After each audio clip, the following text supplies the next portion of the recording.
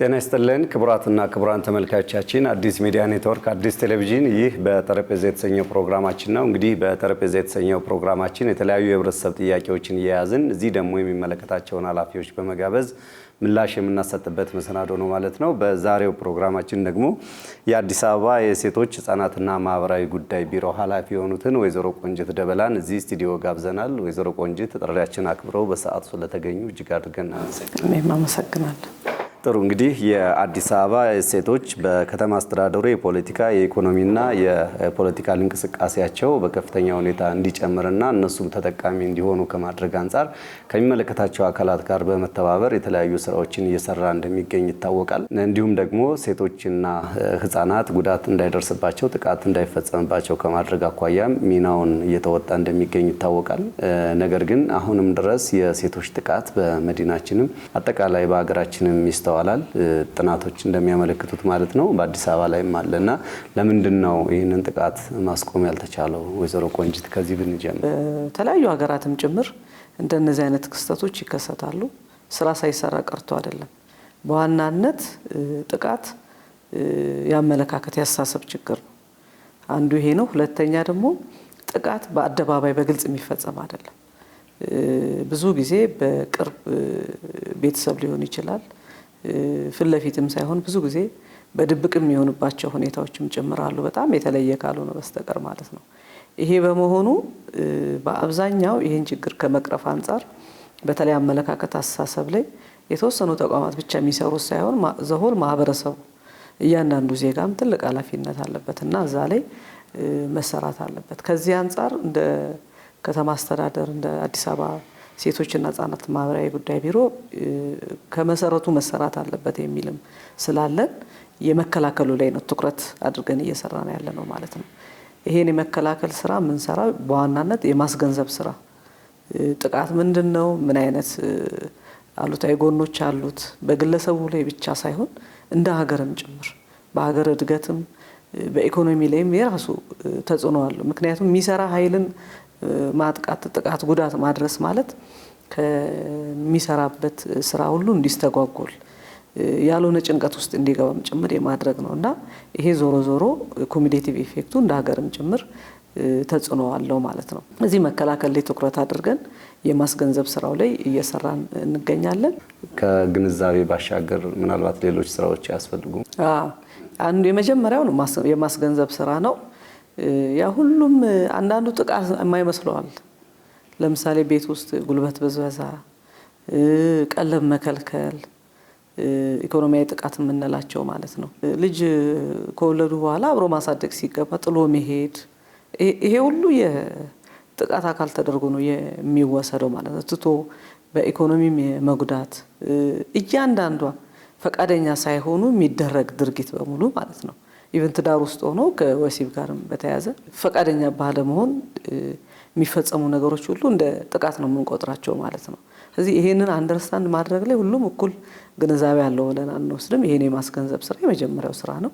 ሁለተኛው መከላከል ላይ ሁሉም ማህበረሰብ ኃላፊነት ስላለበት በተለይ የጥቃት ተከላካይ ኮሚቴ በሁሉም 119 ወረዳዎች ተቋቁሞ እየሰራ ያለበት ሁኔታ አለ።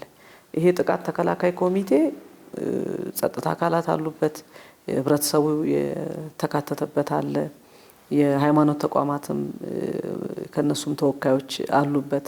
እነዚህ አንድ ላይ መጥተው የጥቃት ተከላካይ ኮሚቴ ሆነው በየመንደሩ በየአካባቢው የሚታዩ ነገሮችን ፈጥኖ ሪፖርት የማድረግ ስራ፣ የመምከር ስራ፣ እዛ ያሉትን የመምከር ስራ የሚሰራበት ሁኔታ አለ። ጥቃት የደረሰበት ግለሰብ ሴትም ህፃንም ቢሆኑ ከዛ ከትሮማ መውጣት ስላለባቸው እዛ ላይ ትሪት የሳይኮሶሻል ሰፖርት የምንሰጥበት ሁኔታ አለ። ሕክምና ያስፈልጋል፣ ጤና ቢሮ ይሰጥልናል። ከዛ በኋላ ደግሞ ይህን ጥቃት የፈጸሙ አካላት ደግሞ ተጠያቂ መሆን አለባቸው።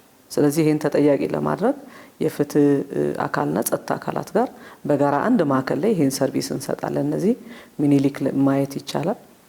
እንደዚሁም ሌሎች አበበች ጎበናም እንደዚሁም ጥሩነሽ ዲባባም 4 ሆስፒታሎች ላይ የአገልግሎት እየተሰጠ ያለበት ሁኔታ አለ። ከዛ ውጪ ነው በጣም የከፋ ችግር የገጠማቸው ሲኖሩ ደግሞ ወደ አንድ ማዕከል ወደ ማገገሚያ ማዕከል እናመጣለን። ይሄ ከሴቶች ማህበር ጋር በጋራ የምንሰራው ማገገሚያ ማዕከል አለ። እዛ ማገገሚያ ማዕከል ገብተው ደግሞ እንዲያገግሙ የምናደርግበት ሁኔታ አለ። ፋይናሊ ደግሞ ያው አንዳንድ ችግሮች ከኢኮኖሚ ችግርም የሚነሱ ይሆናሉ ብለን ስለምናስብ የስራ እድል እንዲተሳሰሩ የምናደርግበት ሁኔታም ጨምራለን ማለት ነው እና በዚህ አግባብ እየሰራን እንገኛለን። ብዙ ጊዜ ወደ ፖሊስ ነው ህብረተሰቡ የመሄድ እንጂ የእናንተን ቢሮ ያውቀዋል? ያውቁታል፣ ይመጣሉ፣ ሪፖርት ይደረጋል። እቺ አንድ ማዕከል ራሱ በጣም አውቀውታል። ይሄን ለምንድን ነው ታች ጥቃት ተከላካይ ኮሚቴዎች አሉ። እነሱ ፈጥነው ይሄን የሚያቀርቡበት ሁኔታ አለ። በተለይ የወሲባዊ ጥቃት፣ አካላዊ ጥቃት ሲደርስ ኢሚዲየትሊ ወደ አንድ ማዕከሎች ይሄዳሉ። ነገር ግን ደግሞ እንዲህ በግልጽ ማይታይ አሁን ኢኮኖሚ ጥቃት የምንለው በጣም ከፍተኛ ጉዳት እኛ ጋር ሪፖርት ከሚደረጉት 80% በላይ የኢኮኖሚ ጥቃት ናቸው። እነዚህን ወደኛ ቢሮ መጥተው ሪፖርት ያደርጋሉ። ነፃ የስልክ መስመር አለ ወይስ በፖሊስ ነው የምንጠቀመው? 911 ማለት ነው። በሱ እንጠቀማለን። በዛ አግባብ የሚሄዱበት ሁኔታ አለ። በየደረጃ ያለው መዋቅራችንም ይሄን በዚህ አግባብ ይሰራል። የኛም መዋቅር በዚህ አግባብ ቶሎ ሪያክትም እንዲያደርጉ እንደዚህ አይነት ችግሮች እንዲፈቱ የማብቃት ስራ ህጉን የማሳወቅ ከህገ መንግስቱ ጀምሮ ሀገራችን ስምምነት የፈጸመቻቸው ዓለም አቀፍ አህጉራዊ ህጎች ጭምራሉ ከዚህ ጋር የሚያያዙና እነሱን የማስገንዘብ የመሳሰሉት ችግሩ ከደረሰ በኋላ የሚያስከትለው ጉዳትንም ጭምር እንግዲህ ጥቃት እስከ ህይወት ማለፍ ድረስ የሚያስከትል ያው በተለያዩ ሚዲያዎች እንደምናየው ማለት ነው። ስለዚህ ይሄን ሁሉ ከአካላዊ አልፎ እስከ ሞት ድረስ የሚያደርስ መሆኑን በደንብ አስገንዝበን የመሄድ ስራ እየተሰራ ይገኛል። ይሄ ሁሉ አሁን ግንዛቤው ካለ ስራዎችንም እየሰራችሁ እንደሆነ ገልጻችሁልናልና ስለዚህ ጥቃቱ ቀንሷል ማለት ይቻላል አሁን ባለው ሁኔታ? ወይዘሮ እኛ አሁን እያስጠናን ነው። አጠቃላይ ጥቃት በከተማችን ምን ይመስላል ከባህሪውም አንፃር መተው ወደኛ ሪፖርት ከሚያደርጉት ባሻገር ግን በጥናት መመለስ አለበት በሚል እያስጠናን ያለ ነው። ግን እንደ አጠቃላይ ካየን በዓለም አቀፍ አደጉ ባልናቸው ሀገራትም ጭምር በርካታ ስራዎች እንግዲህ ዘመናዊ ኑሮም የሚኖሩ የተሻለ ደረጃ የሚኖሩ በኢኮኖሚም የተሻሉ ናቸው የምንላቸው ሀገራትም ጭምር የመቀነስ እንጂ ጥቃትን እስካሁን ያጠፋ የለም። ይሄ ለምንድን ነው? ቅድም እንዳልኩት ነው። መሰረታዊ አመለካከት ያሳሰብ ለውጥ ያስፈልጋል። ሁለተኛ ደግሞ ይሄ የተዛባ የስርዓተ ጾታ እኩልነት ችግር አለ። ከኢኮኖሚ አንጻርም ልናይ እንችላለን። ሀብት ክፍፍልም ሌሎችንም ካየን ገና አልደረስንም። አሁን የስርዓተ ጾታ እኩልነት አሁንም የወንድ የበላይነት ሚዛኑ ገና የሚቀረን ነው። ምንም እንኳን ማህበረሰቡ በህዝብ ብዛትም የሴቶች ቁጥር 50% ደርሷል ብንልም እነዚህ ችግሮች እስካልተፈቱ ይሄ የጥቃት ሁኔታ ገና ይቀረናል። በሁሉም ቦታ ካየን ገና ነው። በውሳኔ ሰጭነት ሚና ላይም፣ በስራ ላይም፣ በሀብት ክፍፍል ላይም፣ በኢኮኖሚ ላይም አይተን ከሆነ ገና የሚቀርበት ሁኔታ አለ። ቅድም እንደገለጽኩት ደግሞ ጥቃት ፊት ለፊት የሚፈጸም አይደለም፣ ቤት ውስጥ በቅርብ ሰው የሚፈጸም። ስለዚህ ይሄ በመሆኑ ብዙ ስራ ይፈልጋል። እያንዳንዱ ቤተሰብ ላይ በደንብ መስራት ይጠይቃል ማለት ነው። ስለዚህ ይሄ አሁን ጠፍቷል እንዲሆናል የምንለው አይደለም። እኛ አሁን በሩብ ዓመቱ እንኳን ሪፖርት የተደረገ በአንድ ማዕከል የገቡ ከ400 በላይ ሴቶችና ህጻናት ናቸው ማለት ነው። በተለይ ደግሞ እንደነዚህ አይነት ክስተቶች ብዙ ጊዜ እንትን ላይ ይበዛል።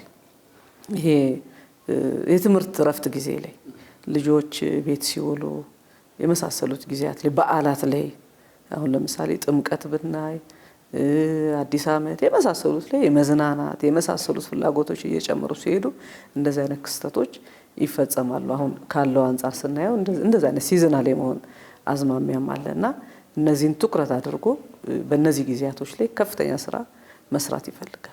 በመስሪያ ቤቶችም ድረስ አለ ጥቃቶች ይፈጸማሉና ይህንን ለመከላከል ምንድነው እየሰራችሁት ያላችሁት? እውነት ነው። ጥቃቶች አሁን ላይ እንደውም በጣም ከቅርብ ጊዜ ጀምሮ ወደኛ ቢሮም ሪፖርት እየተደረጉ ካሉት ለኛም በጣም አዲስ የሆነብን የዚህ ዲጂታል ቫዮለንስ በማህበራዊ ሚዲያዎች በመጠቀም በመሳሰሉት ማለት ነው።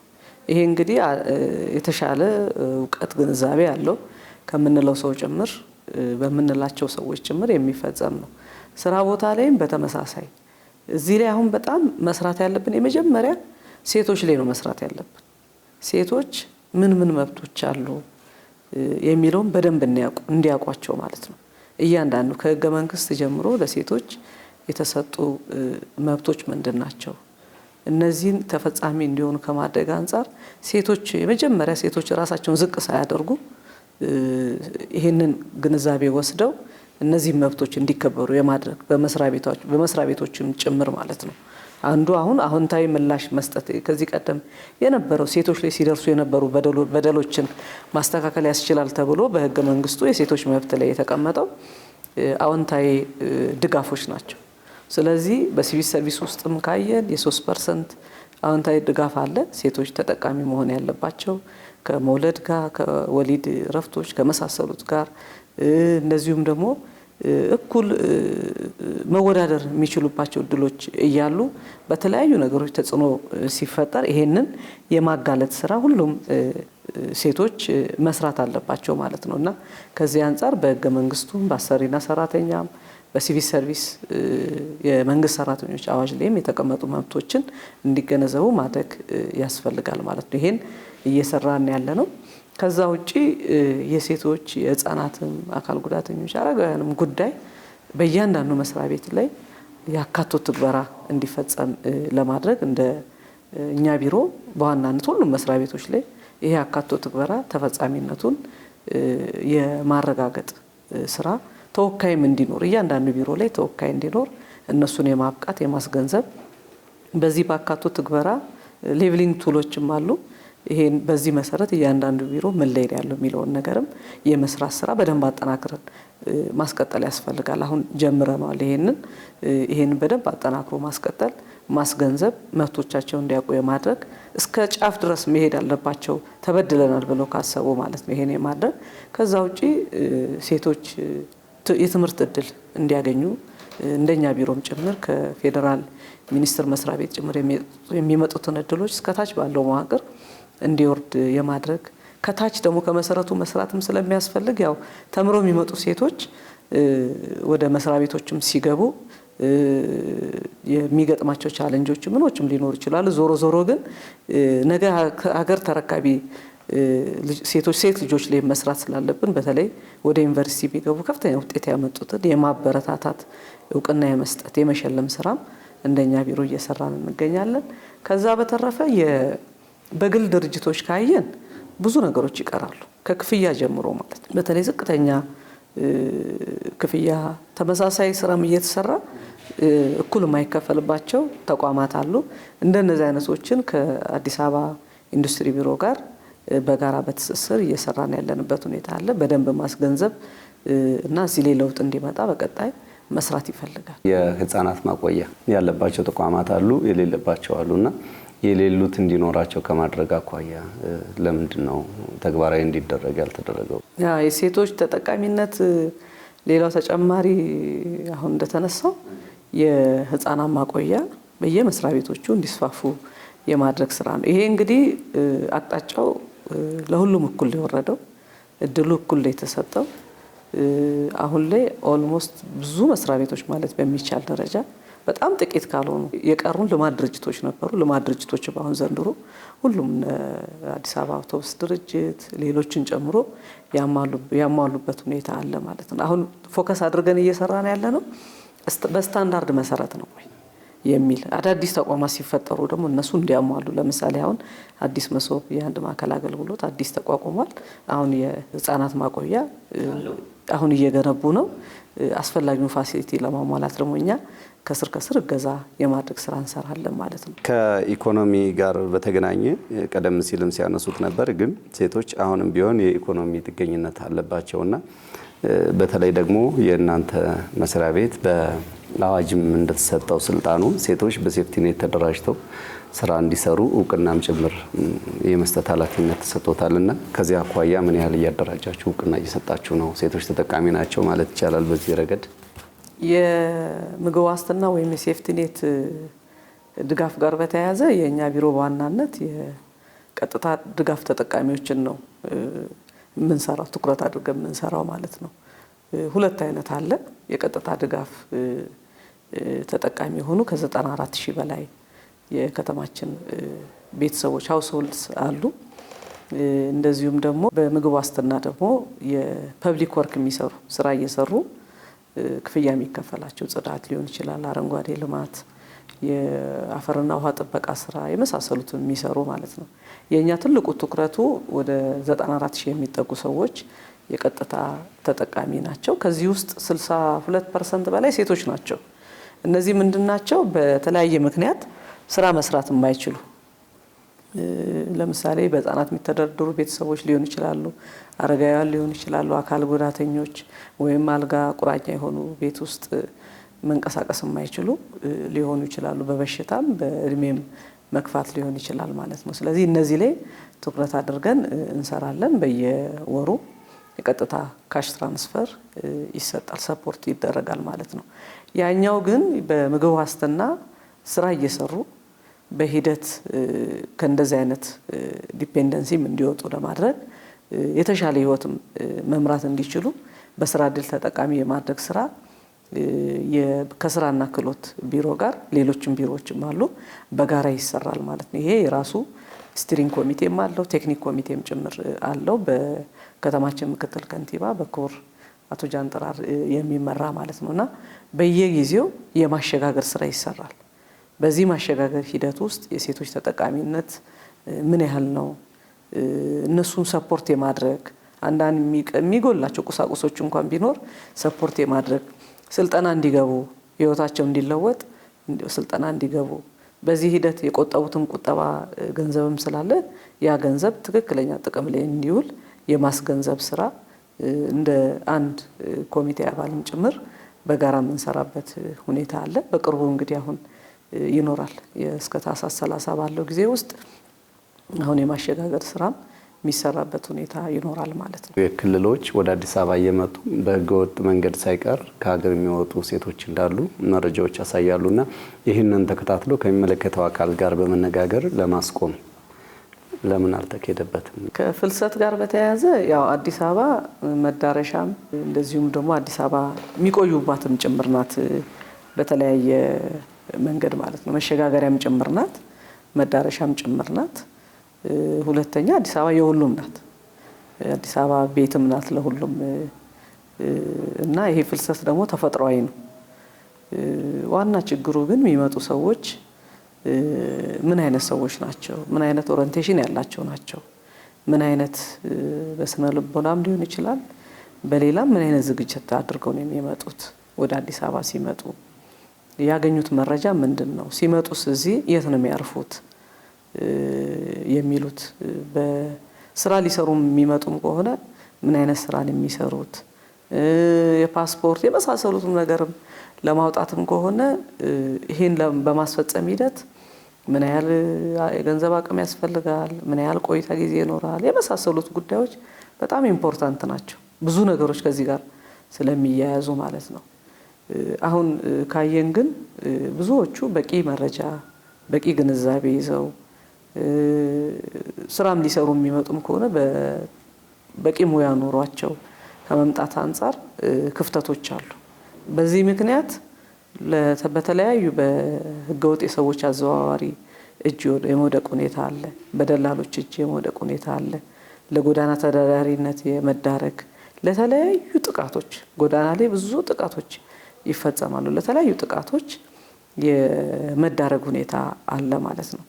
ከዚህ አንጻር እንግዲህ እንደኛ ቢሮም አንዱ እነዚህ ችግሮች ሄደው ያው ማህበራዊ ጉዳይ የሚመለከተን ቢሮ ስለሆነ እዚህ ቢሮ ላይ ነው የሚያርፉት ማለት ነው። በተለያዩ ምክንያት የሚዘረፉም ጭምር አለ። በነገራችን ላይ ኢቭን ተሳክቶላቸው እንኳን ወደ ተለያዩ ሀገራት ሄደው እዚህ ጋር በሚያዝባቸው መረጃ በተለያዩ በቪዲዮም ቅድም ያልኩት የዲጂታል ቫዮለንስ ያልኩት በሱም ሊሆን ይችላል በምን በሚያዝባቸው መረጃ እዛ ሄደው ራሱ ገንዘባቸውን ለደላሎች ለምኖች የሚልኩ ብዙ ሰዎች ያሉበት ሁኔታ አለ ማለት ነው። እና ከዚህ አንጻር ካየን ለተለያየ ችግር ስለሚጋለጡ ብዙ ጊዜ ችግር ይገጥማቸዋል። ውጤታማ የሚሆኑ የሉም ማለት አይደለም።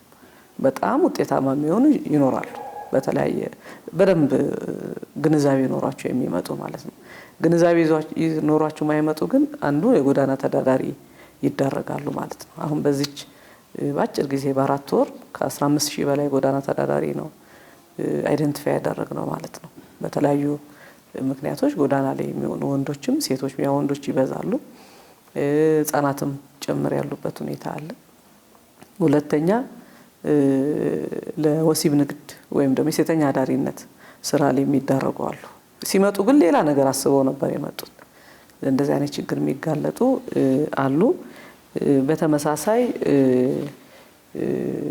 ጉልበት ብዝበዛ የሚዳረጉ የተለያዩ ጥቃቶች የሚደርስባቸው የኢኮኖሚ ችግር ውስጥ የሚወድቁ ብዙ ችግር የሚገጥማቸው አሉ።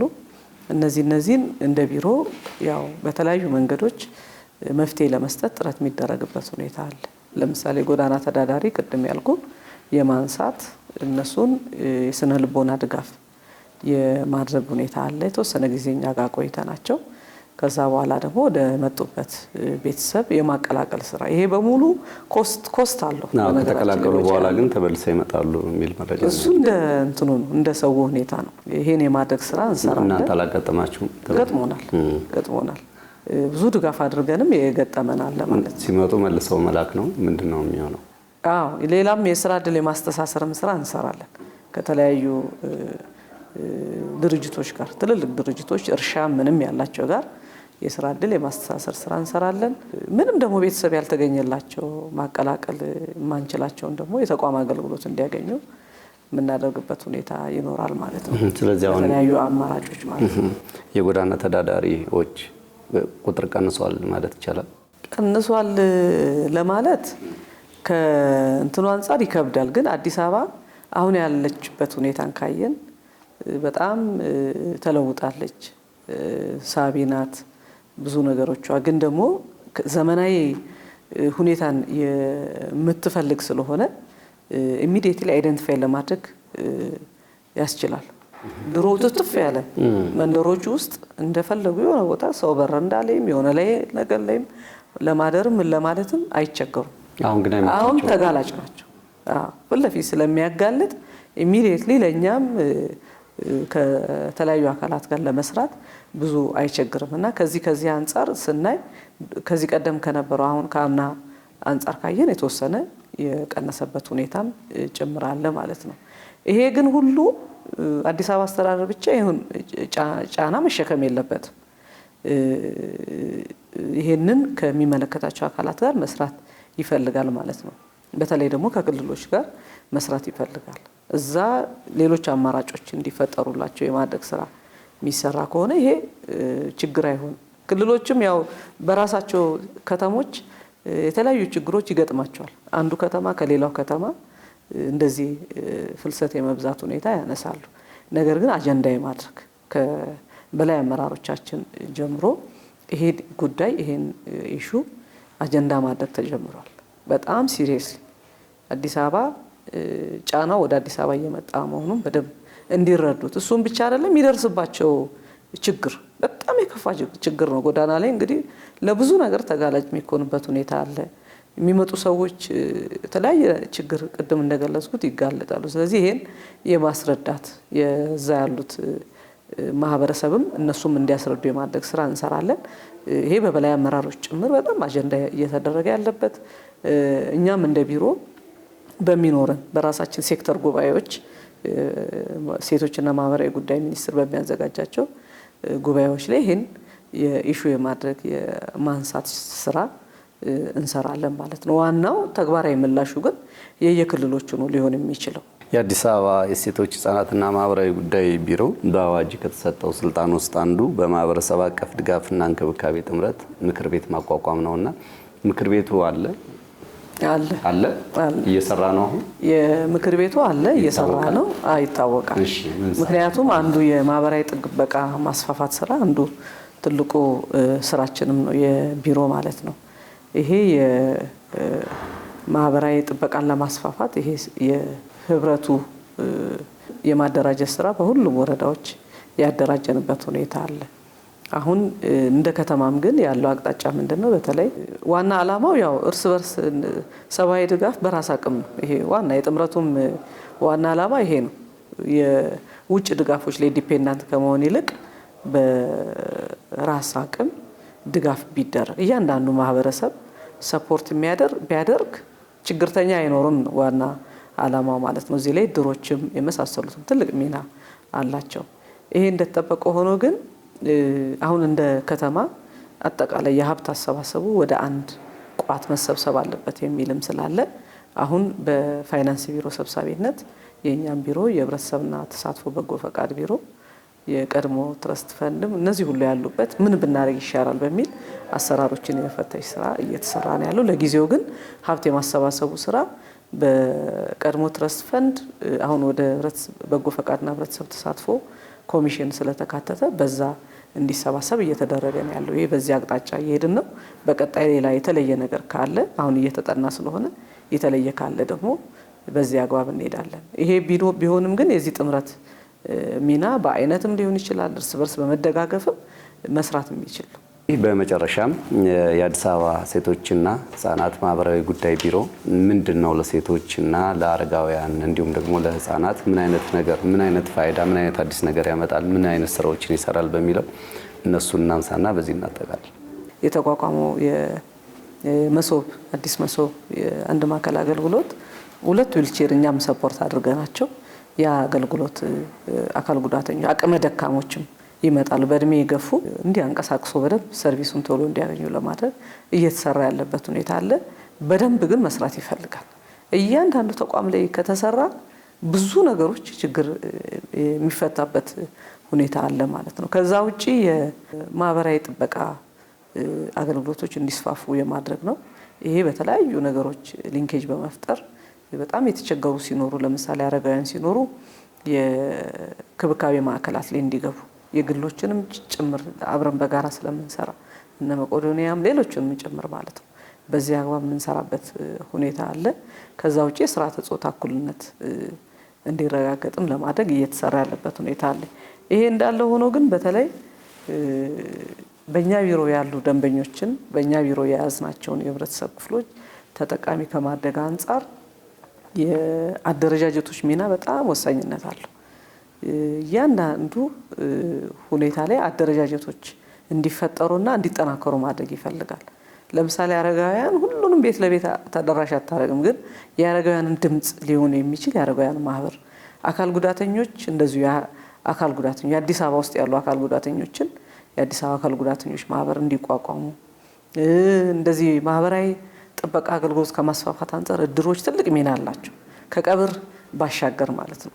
ከሰው ተጋላጭ ከመሆኑ ለችግር ተጋላጭ ሆኖ ወደ ህይወት ውስጥ የማለፍ ሁኔታ ከመድረሱ በፊት እድሮች ቀድሞ መስራት ያለባቸው ሰው ጥሩ ኑሮ እንዲኖር ለማድረግ መስራት አለባቸው ብለን እድሮች ምክር ቤትንም ጭምር በቢሮአችን ድጋፍ ተደርጎ የሴቶች አደረጃጀቶች የምናውቃቸው የሴት ማህበር እንደዚሁም አሁን ደግሞ በቅርቡኛም እንደ ቢሮ የሴቶች ልማት ህብረት ብለን ሁሉም ሴቶች የሚካተቱበት አደራጅተን እየሰራ ነው ያለው። እነዚህ በሙሉ እነዚህ አሁን ያልኳቸውን ህብረተሰብ ክፍሎች ያግዛሉ። ለዚህ እኛ ትልቅ ድጋፍ ማድረግ አለብን በሚል ለምሳሌ እነዚህ በሙሉ ቢሮ እኛ ጋር እንዲኖራቸው አድርገናል።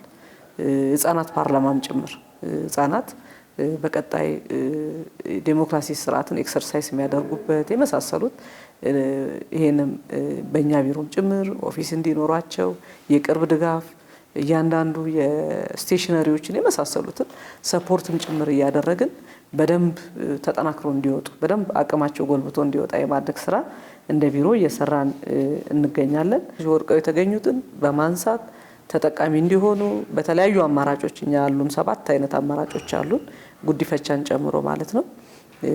የሀገር ውስጥ ጉዲፈቻ ማለት ነው።